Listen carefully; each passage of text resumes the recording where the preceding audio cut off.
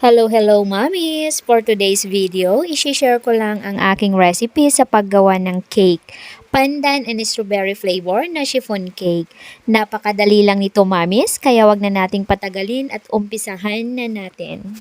Una, paghiwalayin natin ang egg yolks at egg white. So, bali 6 eggs ang ginamit ko dito. Mix lang natin ng maigi para madurog ng maigi ang ating egg yolk. Then, ilalagay na natin ang 1/2 cup na white sugar. Mix lang natin, then mag-add tayo ng 1/4 teaspoon na salt para po balance at hindi siya nakakaumay.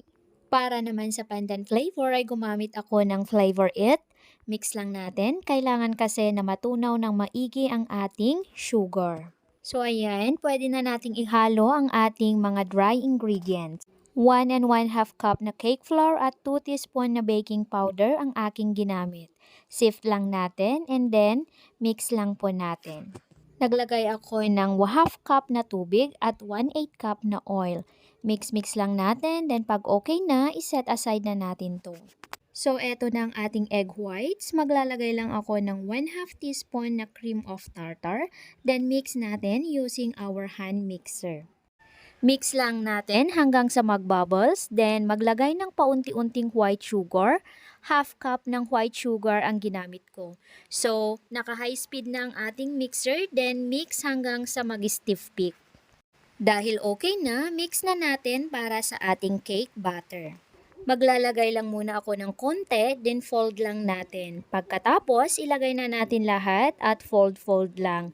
Huwag nating i-overmix para hindi mawala yung hangin ng ating merang. Once na pantay na ang kulay, pwede na to. Ilagay na natin ang ating cake batter sa ating round pan. Huwag punuin dahil aalsa pa ito.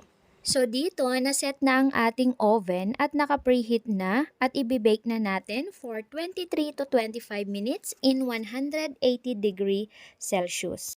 Makalipas ang ilang minuto, check natin. So nag-toothpick test ako dito. Since malinis na, then okay na ang ating cake. Para sa ating strawberry flavor na chiffon cake naman ay same lang din po ang proseso at mga ingredients. Ang pinagkaiba lang ay ang flavor. So yan lang po muna for today's video.